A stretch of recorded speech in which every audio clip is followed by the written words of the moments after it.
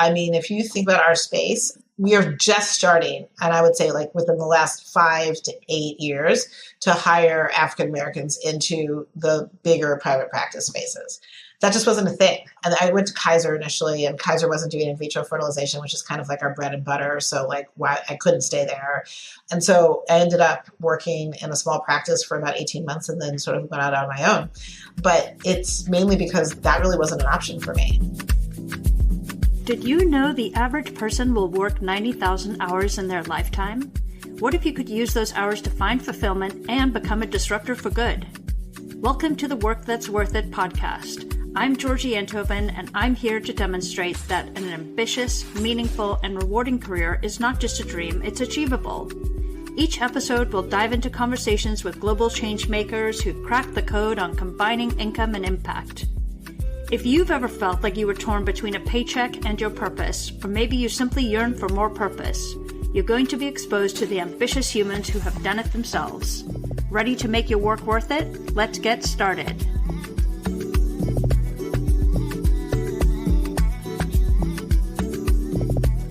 I am delighted to have a very special guest today who is a true disruptor for good in healthcare. Dr. Danielle Lane is a reproductive and fertility specialist who's redefining what it means to create meaningful and impactful work in her field. As one of the few Black female specialists in her field, Dr. Lane didn't just build a fertility practice. She created a mission-driven organization that addresses critical gaps in reproductive healthcare. She's not just treating patients, she's expanding access for communities historically underserved in fertility medicine. Her work goes beyond medical treatments. At Lane Fertility Institute, she built an organization committed to representation, collaboration, and personalized care. With the most diverse donor database in the country and a commitment to serving patients across all backgrounds, Dr. Lane exemplifies how professionals can transform their field from the inside out. Her journey is a powerful testament to how individual passion can create systemic change. I can't wait for you to meet her. Hi, Danielle. Wonderful to have you here on the Work That's Worth It podcast. Thank you. Thank you for having me. I'm very excited to speak with you today. Yeah, I think it's a real gift to have you, and I am so interested in what you have to share about the medical profession and your particular niche in it. And I wanted to start out by asking you what makes your work worth it, and if you can share what it is that you have built up. Sure. Well, so first of all, I'm a fertility specialist, and that means by definition that while I work with men and women, a lot of my work is about supporting and elevating women through what is arguably a very difficult time in their life, right? I think that most of us grow up with the assumption that we will be able to have children how and when we want to. And so I think that what I enjoy the most about my life is helping people navigate that space, career-wise anyway, but navigate that space when it's not as easy as what they predicted. Sometimes I get to see women who are, thinking about ways in which they'll prevent ever showing up in my office unpredicted. But most of the time I'm helping people navigate that space. And so that's really a joy. And I guess I think the other thing that I spend a lot of time doing is trying to create spaces in the healthcare workforce for other women through internships, through coordinator positions of pre-health students. And I recently was writing some applications and had to sort of reflect on that. And I think that's actually equally as exciting for me because, we as women still represent low percentages of physicians. As African-American women, we're 2% of the physicians in the country, and we need to do everything we can to increase representation. Yeah, I Googled you before this meeting and it came up several times, but one of the things that came up is compassion, said such a compassionate doctor. And I imagined the way you've just introduced yourself and what makes your work worth it is all centered around the people that you help. And I don't know if people reflect that to you, but that is something that even just in this quick answer, it becomes very evident. Well, thank you. I mean, look, I have learned to be thoughtful about the outside comments that I take in. Sometimes they reflect reality, sometimes they don't. I hope that I'm compassionate and empathetic. And I certainly think that, I guess the other piece of that is I enjoy working with people who enjoy working with me, right? And so, not every physician-patient relationship is going to be perfect, just like not every relationship is perfect. And so I think part of what you learn over time is that it's more important to work with people who want to work with you than it is just to work with people. And so I think I have a lot of patients who feel that way, but it's because we try and create an environment where the people who are a good fit for our practice, and not just me, but our entire team, I do not practice in a silo, find joy in working with us as a practice. I wonder if you can walk us through. I interviewed somebody recently for the podcast who is a politician, and she said it has to be the easiest thing in the world to start. You could just go volunteer at your local office, and there are no barriers to get into being a politician. Obviously, it's hard to work your way up, but there are no barriers. On the medical field, it's totally different. And I wonder if you can share your journey of what it took to get you to where you are today. I guess I would say that there are both barriers and paths in every field, and sometimes the barrier is yourself, right? So I think that if you want to become a physician, you can become a physician, but you have to manage yourself, right?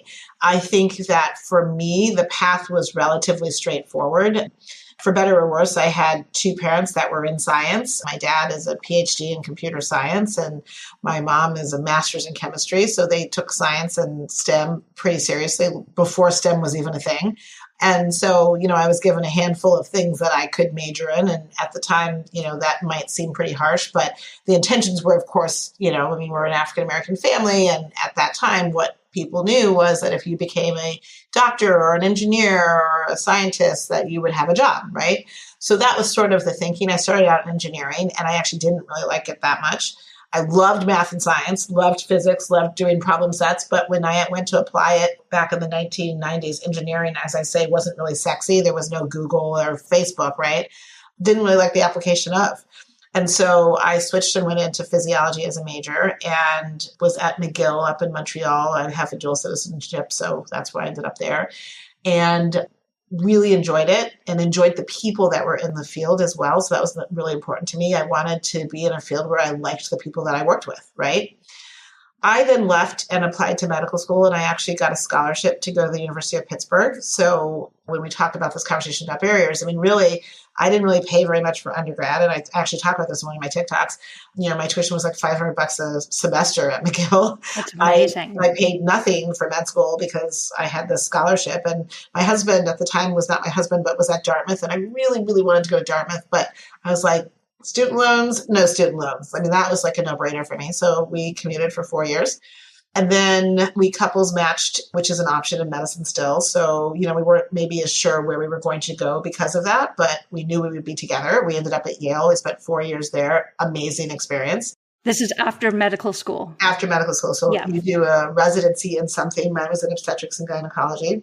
And I really have spoken very highly in many places about my experience at Yale. It's just where I learned how to take care of patients, right? And I don't mean that in I knew, how to diagnose this or contemplate that. I mean I learned how to talk to a patient, listen to a patient, respond to a family member. I learned all that at Yale. And I think I still carry that with me when I take care of patients today. Then I did a fellowship in reproductive endocrinology and infertility. And that was the first time I really hit a barrier. So we didn't match initially. So my husband was a year ahead of me. Medicine was a year earlier, only 3 versus 4 years. So he had already started a fellowship in pulmonary and critical care at Yale. And Yale didn't take me as a fellow. And they had historically always taken their residents as fellows, but they didn't take me. And everybody else who I was interviewing with assumed that they were going to take me because Yale always takes their own. And so that was the first time that really it was like, well, what am I going to do? And so I ended up applying to fellowship at UCSF through the help of some of my then mentors and came out here. And that's how we ended up in San Francisco. My experience at UCSF was very different than my experience at Yale. And how so? How are those experiences different? I'll tell you, mentorship and leadership mean a lot. And the mentorship and leadership at Yale was very strong. And even though I didn't match into that fellowship, those guys found a spot for me at UCSF. Wow. Part of the issue is that the person who I came in through at UCSF subsequently left, and the person who was there was like, who's this person? Why is she here? Right. So it felt more transactional when Yeah. you got to UCSF. And that was really the first time I'd had a blatantly negative interaction with somebody. And that was a long 3 years. I mean, I got what I needed out of it in that I got the fellowship training to do the job that I love, but the interaction with people there was not necessarily a positive one. I would love to hear just quickly about that and how you pushed through something. Like you said, you had 3 years and you knew your objective, that you needed to get to this to get to the next phase. How do you motivate yourself, or how did you find strength to do that?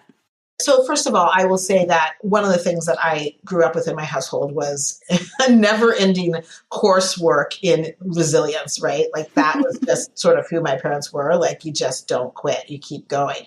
I think there's a time in which you have to learn how to be content and know when to step away from something. But I've always argued that like my dad was worse than the surgeons in the OR. I mean, he just was like a no BS sort of guy, is a no BS sort of guy, like just really, you got to keep pushing forward. So I had always had that in my DNA. And I think if I think about what I have that a lot of people don't necessarily act on, it's grit. I mean, I just have ridiculous amounts of grit. And I'm not saying that's good in every environment, but it got me through those 3 years. Yeah. I also had a partner, right? Like I was married by the time I got to residency. And I think it would have been much less palatable of a 3-year experience if I hadn't had my husband as like a sounding board. And he's still at UCSF and he really has had a very reasonable experience there, right? So it helped to have two of us for sure. Yeah, I love that you brought that in, because I talk about this inner circle of people who can hold you when times are hard, and nobody really thinks about that as part of a career, but it is. It's what gives you the foundation. It's critical to life, but it's certainly critical to a career. And I also would say that the co-fellows that I had were actually really good people. So I'm still in very close contact with the fellow who's a year ahead of me and who was a year below me. And even my co-fellow, I mean, when we see each other, we communicate. He's still at UCSF. But, that was a tough 3 years. And actually, frankly, I would argue San Francisco has been tough. And I would say that we came from the Midwest. The cost of living was different. How you raise a family was different. Having a big family was normal. And so we're not business people. So I've learned. And you have 5 children, right? I have 5 children. I've learned to become a business person because I have 5 children. But just sort of learning how to navigate the space of a major city when you grow up sort of in the Midwest and the suburbs is an experience and a lesson in and of itself. And so I would say we were 15 years in to being here before we were like, okay, you've got this. Yeah. Yeah. And that's a long time. It's a long time, but of course it is then your children's home too. So and your children's home and, and this is where your relationships are. And but it was a long road. And then the shifting to be an entrepreneur? Well, that's a less positive story. So coming out of fellowship in 2005, fertility was not a specialty that was at all diverse. And what I mean by that is there were not a lot of African Americans who had been in the space at all. I probably could have counted them on one hand or 2 hands at the time I finished fellowship. And I was also in San Francisco, which at the time, while it prides itself on being diverse, I can tell you amongst the fertility specialists, there was 0 diversity. There was 2 other people of color that I know of in the entire Bay Area at that time. Yeah. And we are doing much better than we were then. But frankly, I was not what people were looking for a private practice job because... Oh, that's so interesting. So it's not that you went out wanting to create a space there. It's that you weren't showing up in a way that people could identify with. Well, I mean, I was showing up as a Black female. And at the end of the day, they weren't hiring Black females. So, I mean, if you think about our space... We are just starting, and I would say like within the last 5 to 8 years, to hire African Americans into the bigger private practice spaces. That just wasn't a thing. And I went to Kaiser initially, and Kaiser wasn't doing in vitro fertilization, which is kind of like our bread and butter. So like I couldn't stay there. And so I ended up working in a small practice for about 18 months and then sort of went out on my own. But it's mainly because that really wasn't an option for me. Yeah. Again, happy to report that we're doing better, but it's taken a long time. Like we're still behind the 8 ball there. We also weren't taking care of patients of color, I might add. right? So Yeah. this is where I think I've been able to be impactful is being willing to take care of patients of color, and donors of color, working with patients that need surrogacy, can't really figure out how to navigate that because people aren't talking to them because they're of color. That still happens. It's improving, and I'm happy about that. But there are gaps in how we are represented in the field, both as patients and providers. Yeah. So you experienced a problem personally on your career path, and you're able to turn that into something that actually allowed for representation for your clients and future clients, that actually gave them a place where they could be seen and could be understood. And I think that's where the grit showed up, right? Like, you just had to keep getting up every day and doing it differently and figuring out how you could do it better. And I've taken 0 business classes really here and there, but 0 business classes in my life. And that has been a big challenge for me. So that's something that I now have really invested in myself to start to become much more educated in business. Because when you run a practice that makes $100,000 a year, you only have to manage $100,000 a year. When you run a practice that makes millions of dollars a year, you got to manage millions of dollars a year. And quite frankly, I wasn't trained in either of those things. So I had to really figure out how to learn that material in real time. And I think that's where the entrepreneurship comes in. I love working for myself. I mean, that has given me an incredible amount of flexibility to raise 5 children in ways that I would never have been able to do had I continued on at a place like Kaiser or even at UCSF, right? Not because those are bad organizations. They're actually fantastic for certain aspects of what they do. But they are not fantastic for the flexibility of needing to show up at 10 o'clock in the morning for whatever thing is happening at whatever school, right, for your kid. Yeah. And so that's been great. I follow you on social media, and I know you have a charming and lighthearted approach to your TikToks and Reels. And one of them that I saw recently said something like, I started a business so that I wouldn't have to work 9 to 5, and now I work all hours. So true, right? Making fun of yourself for thinking that it was going to be maybe an easier path. Yeah, you think you don't have a boss, but really every single patient is your boss. Every single client is your boss. It's different. But I mean, again, it's different with flexibility in a way that you just can't get if I'm working a shift someplace. So I'm really grateful for that. Yeah, knowing you have the flexibility and you're building a business that you really care about and is important to you on a values standpoint. And what's so interesting that I didn't expect, I mean, you kind of dream these things, but you can never expect. The children are so, I call them children, but I'm talking about my 24 and 21-year-olds, are so interested in what it means to keep Lane Fertility Institute or, the agency that we started for surrogacy and egg donation moving forward, because it means something to them. Like, they've watched it grow over time and they're like, well, what do we do, Mom, to be a part of it so that we can, and I'm like, all in. It's a family business. Yeah, it's become a family business, which is really fascinating. Yeah. How do you maintain your mission in a really politically polarized healthcare conversation that we're in, especially when it comes to fertility?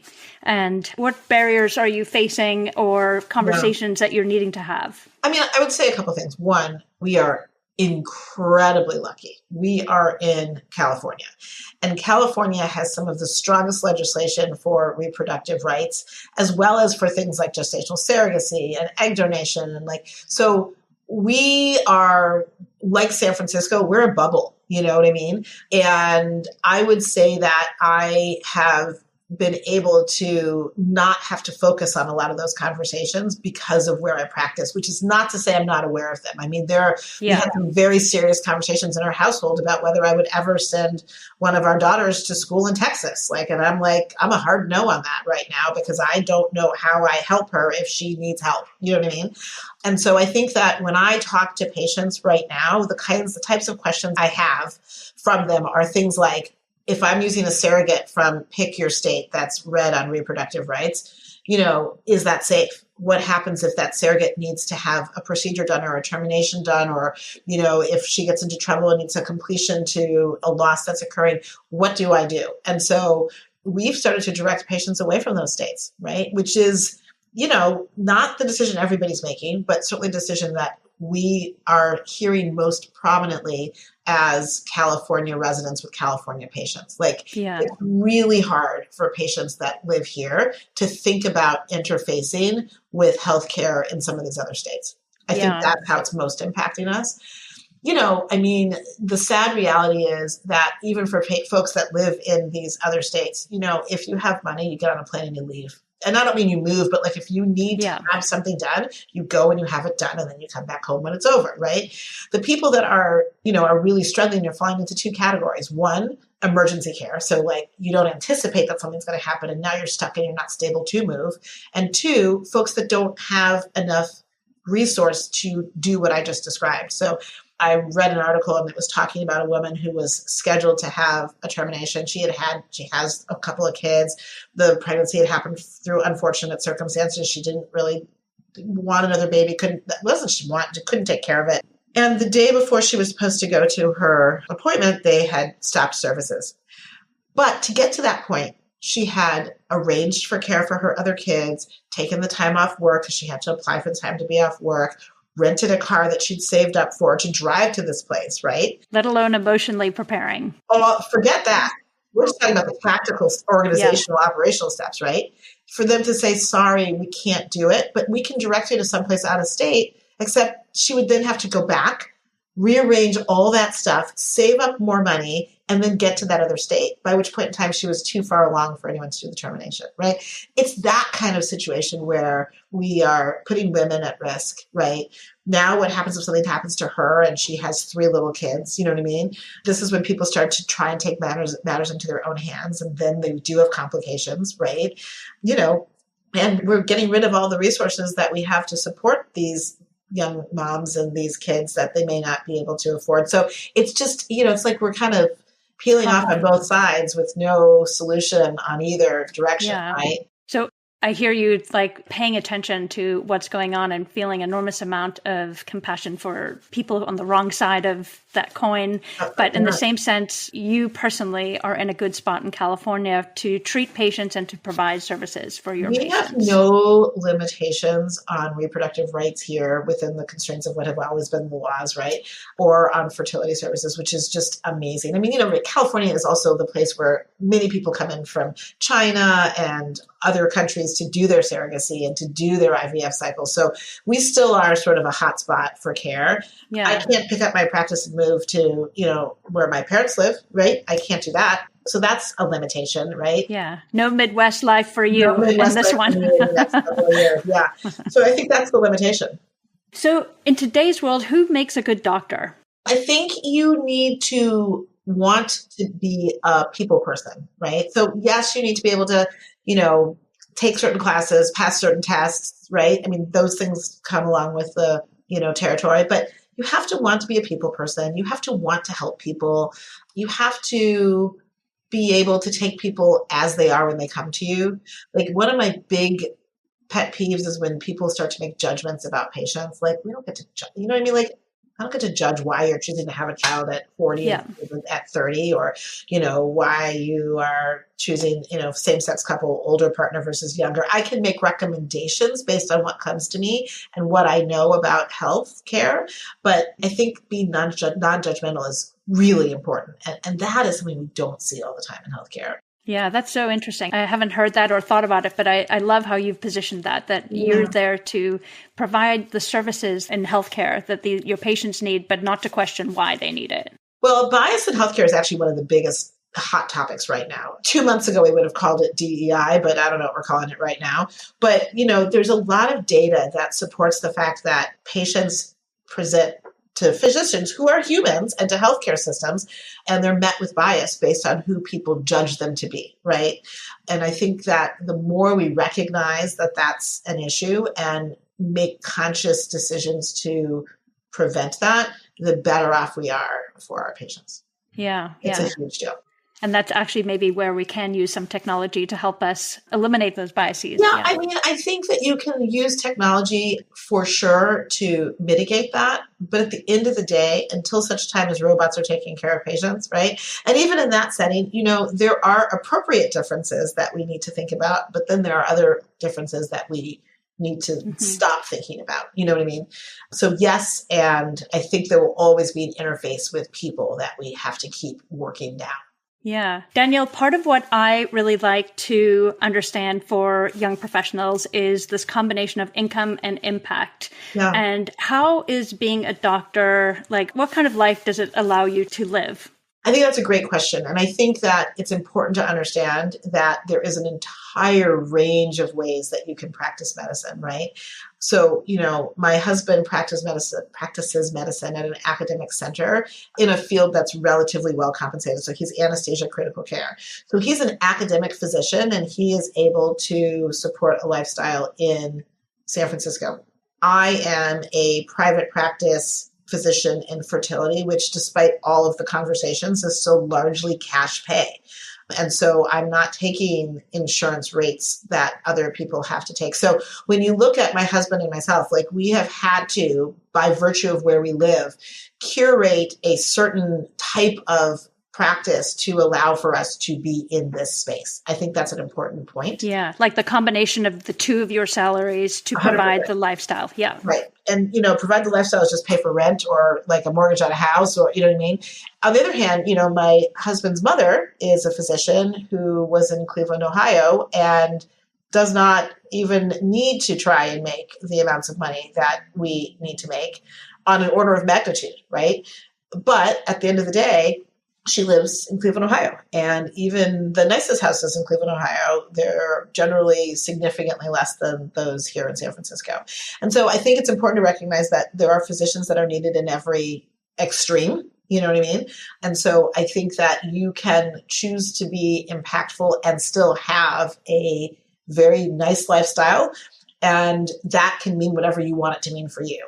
I also volunteer at the Marin Community Clinic, and I go there twice a month in the mornings, and they pay me something that goes into a retirement fund. I never see it, right? Like the point is, it's so not relevant in what I have to do to be profitable in the Bay Area in my own practice that like that is effectively volunteer work for me. Yeah. And yet it's some of the most exciting work that I do, right? Well, I'd love to talk about that because when I think of compensation, I think of it more than income. So the rewards for your work. And it sounds like you're going out and volunteering extra time with 5 kids and running a business. And I know that you're somebody who is a connector too. So you have, friends and a life, but you're still volunteering. So what is the reward you get from that? So let me just say 2 things. One, I would say from the compensation perspective, the work I do across the board is pretty awesome. Like, I mean, sometimes people get frustrated because they're not pregnant, it costs too much, but like, I love what I do. So across the board, that's the case. 2, I want to be clear, they do pay me, but the reason I go to the community clinic is because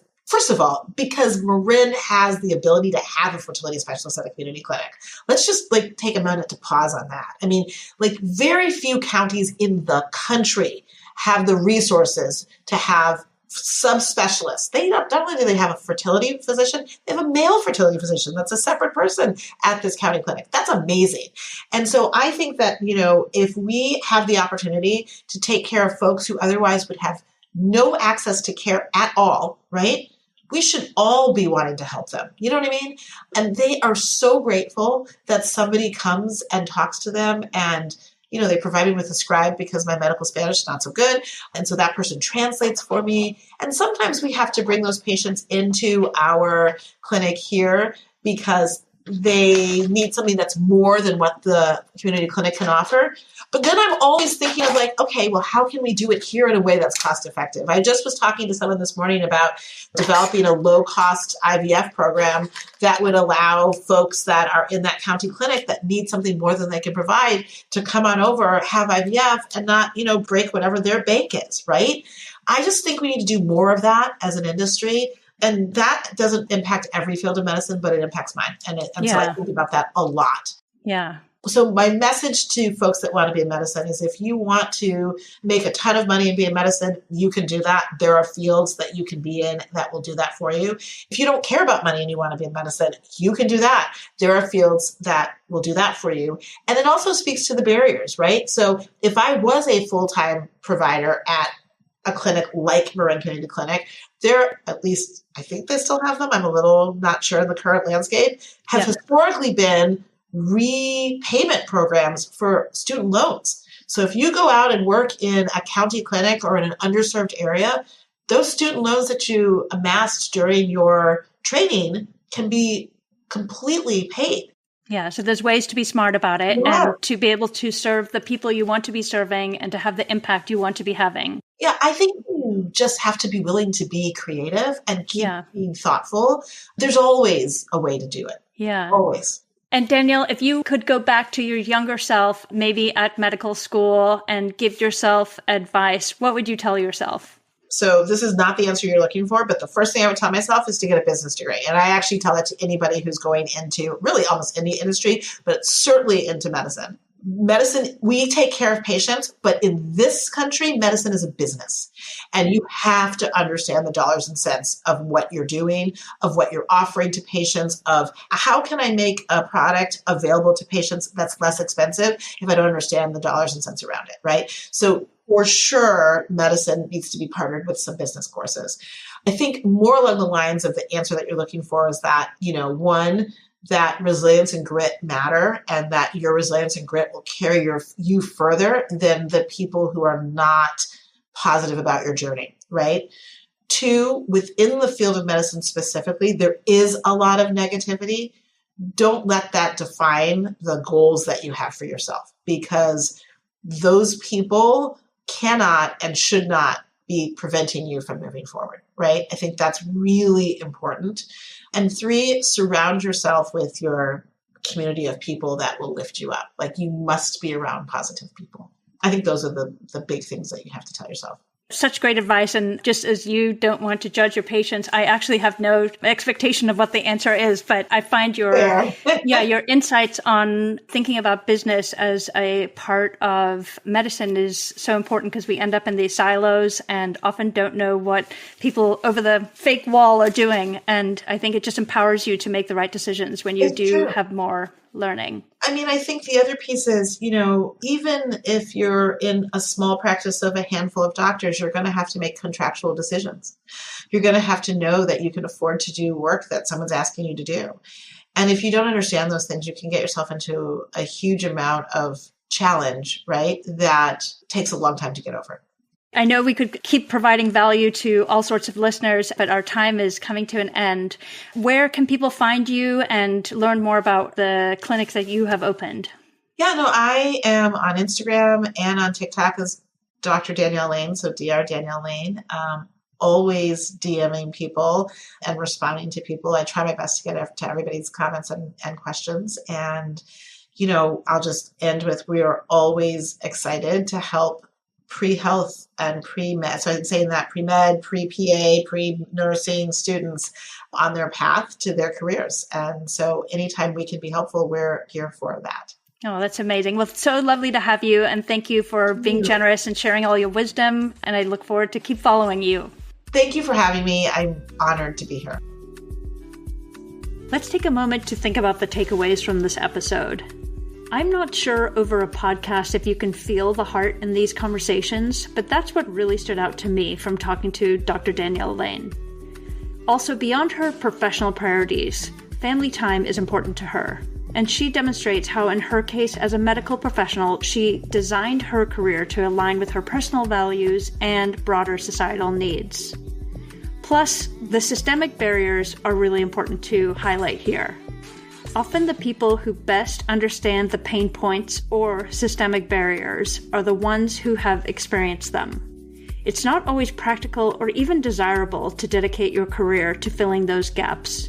But in Danielle's case, she innovated and turned her own hurdles into a valuable fertility practice, meeting her needs as well as her patients. And no doubt her grit played a big part in making all that happen.